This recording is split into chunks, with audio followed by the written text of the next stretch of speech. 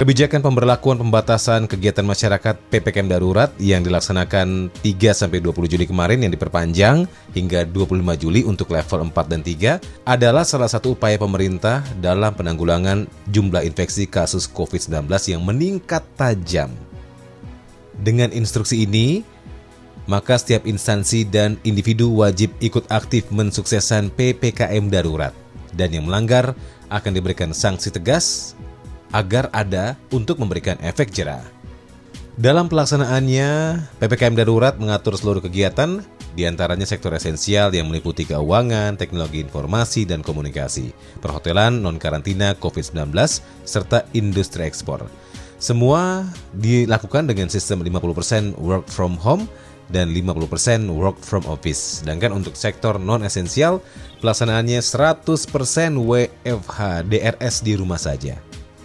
Kemudian untuk adik-adik kita yang sedang belajar, para pelajar, mahasiswa, dan sebagainya, pemerintah juga meminta seluruh satuan pendidikan untuk melakukan belajar secara online atau daring.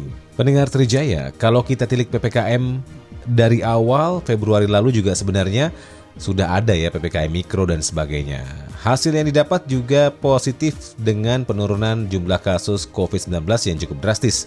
Per 7 Maret 2021, jumlah kasus aktif sebanyak 147 ribuan kasus atau turun 9.348 kasus atau 5,95% dibandingkan per 21 Februari 2021.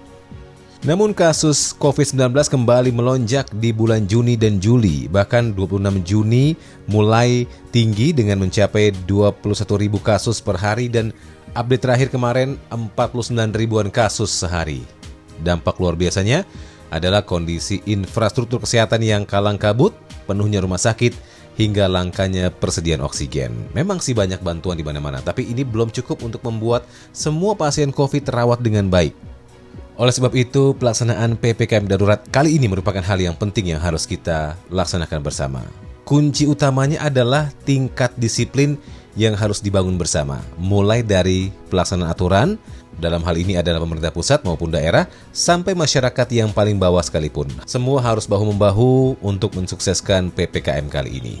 Lewat instruksi Menteri Dalam Negeri nomor 15 tahun 2021, dalam instruksi Mendagri kali ini, gubernur, bupati, dan wali kota tidak melaksanakan ketentuan sebagaimana dimaksud, akan dikenakan sanksi administrasi berupa teguran tertulis 2 kali berturut-turut sampai dengan pemberhentian sementara yang diatur dalam pasal 68 ayat 1 dan ayat 2 Undang-Undang nomor 23 tahun 2014 tentang pemerintah daerah. Kalau kita mengharapkan masyarakat mampu hidup disiplin demi kemaslahatan masyarakat banyak, maka kedisiplinan ini harus tertanam dulu kepada aparatur negara yang menjadi pelaksana aturan tersebut. Aneh ya kalau masyarakat yang melanggar diberikan sanksi tapi pemerintah atau aparat tidak disanksi. Dengan kesungguhan yang terlihat, maka upaya untuk menertibkan masyarakat pun akan lebih mudah karena instruksi pembatasan ini dilaksanakan secara bersama-sama. Dari pemerintah pusat, pemerintah daerah, hingga masyarakat yang bisa memahami dan menyadari pentingnya disiplin dalam PPKM darurat.